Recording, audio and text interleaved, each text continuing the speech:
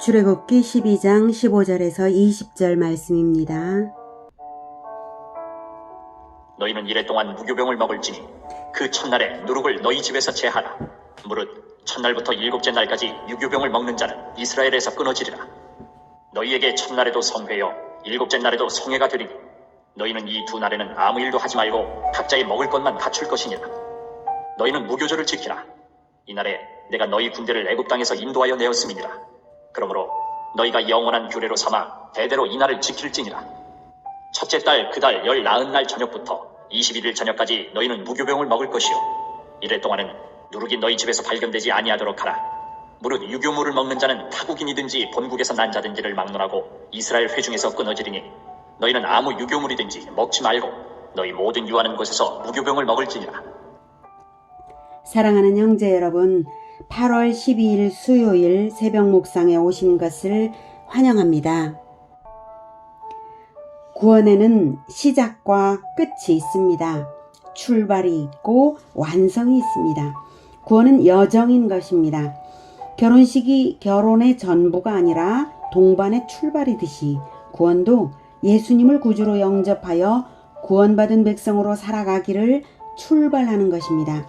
마침내 예수님께서 다시 오실 그날에 성숙한 영성으로 예수님을 맞이하기 위하여 성령과 동반된 거룩한 삶을 살아가는 것이 구원입니다. 출애굽기 12장 1절부터 14절까지는 유월절 규례로서 이스라엘의 구원을 언약하신 것입니다. 유월절 규례, 즉 양의 피를 대문에 바르고 양고기를 먹으며 집안에만 있으라는 것이 유월절 규례죠. 그것을 하나님이 명령하신 언약대로 이스라엘이 행하여서 장자의 죽음에서 구원을 받았고 유월절 규례를 행하지 않은 애굽의 모든 집은 장자의 죽음 재앙을 당했습니다. 하나님은 유월절 규례를 주신 후 연이어서 유월절과 동시에 시작되는 무교절 일주일 규례를 15절부터 주십니다. 14절까지의 유월절 규례를 최초의 구원이요 언약관계의 출발로 본다면 15절부터의 무교절 일주일 규례는 구원받은 성도의 경건 생활을 예표하는 것이라 볼 수 있습니다. 유월절은 집의 대문에 피를 바르죠. 먹는 것도 집 단위로 양 한 마리씩을 먹습니다. 공동체적 구원을 말하는 것입니다. 하나님의 언약을 믿고 유월절을 행하는 것으로 구원받으니까 믿음의 원리이고요. 무교절은 공동체 속에서 하면서도 개인적 실천 측면이 강조됩니다. 무교병을 먹지 않는 것은 개인적 실천이 따라야 하는 것이죠. 유월절은 하루이고 무교절은 일주일이고요. 즉 유월절과 무교절은 동시에 시작되는데요. 유월절은 하루이고 무교절은 일주일 동안 계속됩니다. 유월절은 믿음으로 받는 공동체 구원의 시작을 의미하니까 하루만이고 무교절은 개인 정결의 유지로서 구원을 이룸을 의미하니까 일주일입니다.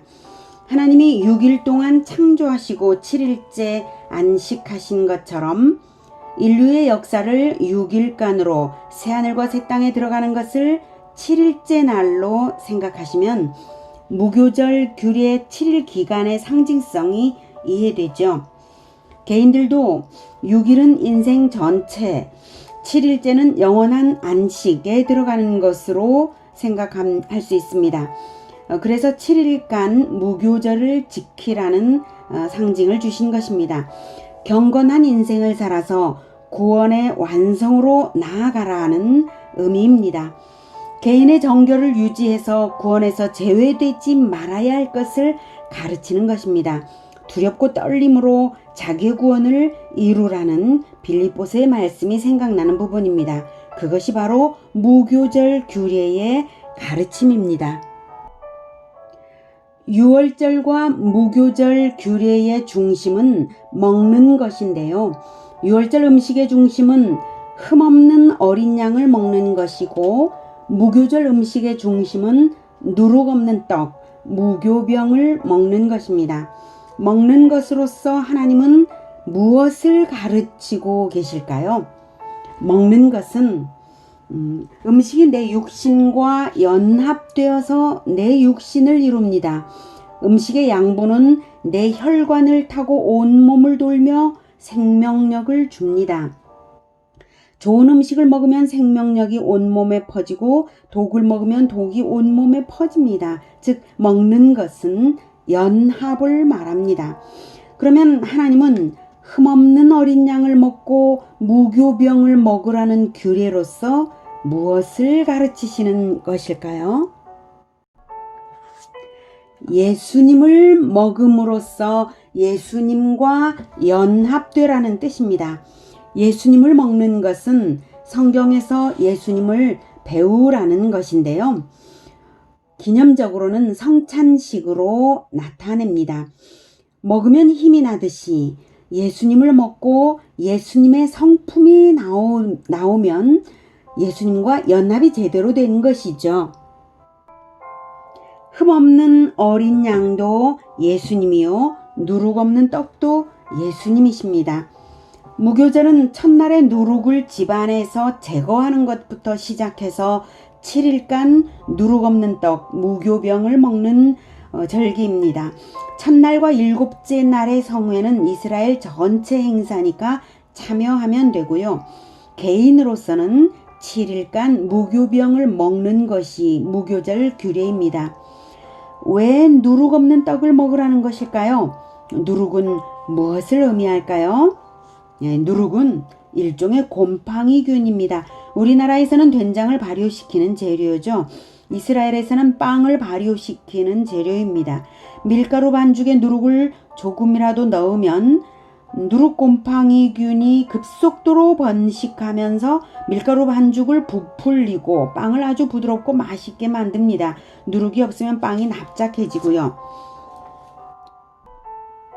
누룩은 바로 죄의 확장성을 의미합니다. 부풀리니까 과장과 겉구밈, 외식, 허위를 의미합니다.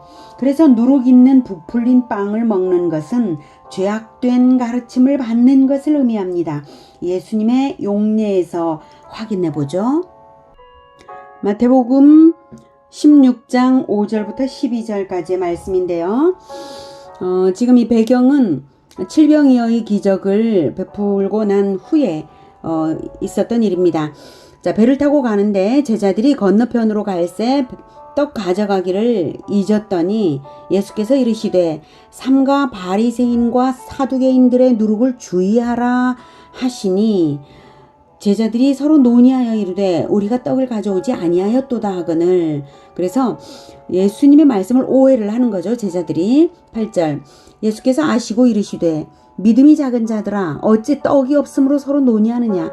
너희가 아직도 깨닫지 못하느냐. 떡 5개로 5,000명을 먹이고 주운 것이 몇 바구니며 떡 7개로 4,000명을 먹이고 주운 것이 몇 광줄이었는지를 기억하지 못하느냐. 어찌 내 말한 것이 떡에 관함이 아닌 줄을 깨닫지 못하느냐. 오직 바리새인과 사두개인들의 누룩을 주의하라 하시니 그제서야 제자들이 떡의 누룩이 아니요 바리새인과 사두개인들의 교훈을 삼가라고 말씀하신 줄을 깨달으니라. 바리새인과 사두개인, 이것은 유대 종교의 지도자 지위를 차지한 일종의 교파들입니다. 그들의 가르침을 본받지 말라는 말씀을 이렇게 하신 것입니다. 바리새인과 사두개인들의 교훈이 무엇이길래 그 누룩을 주의하라고 했을까요? 네, 그것은 외식과 위선입니다. 그들의 가르침과는 그들의 행동이 전혀 달랐기 때문에 그렇습니다. 마태복음 23장 25절 화 있을진저 외식하는 서기관들과 바리새인들이여 잔과 대접의 겉은 깨끗이 하되 그 안에는 탐욕과 방탕으로 가득하게 하는도다. 그들에게 물들지 않도록 하라는 의미로 무교병을 먹지 말라 한 것입니다. 바리새인 서기관들과 바리새인들을 잔과 대접에 비유하고 계시죠. 아무리 겉이 깨끗해도 안에 더러운 것이 가득하다면 그러한 그릇으로 대접하는 음식을 먹을 수 없죠. 토할 수밖에 없는 것입니다. 바로 하나님의 마음이 그렇다는 것을 비유하는 것입니다.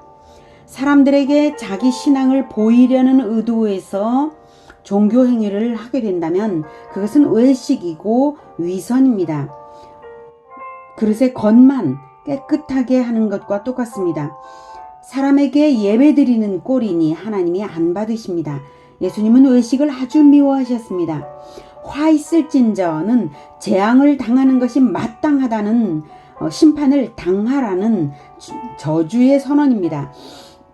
누룩이 아주 소량일지라도 짧은 시간에 확산되어서 엄청난 크기로 전체를 부풀리는 성질인 것을 생각할 때에 아주 작은 죄악이라도 아주 작은 위선이라도 내버려두면 금세 그렇게 된다는 것이 누룩의 교훈입니다. 그래서 무교절에는 미리 집안에서 누룩을 완전히 제거해서 눈에도 보이지 않게 하는 것부터 시작됩니다.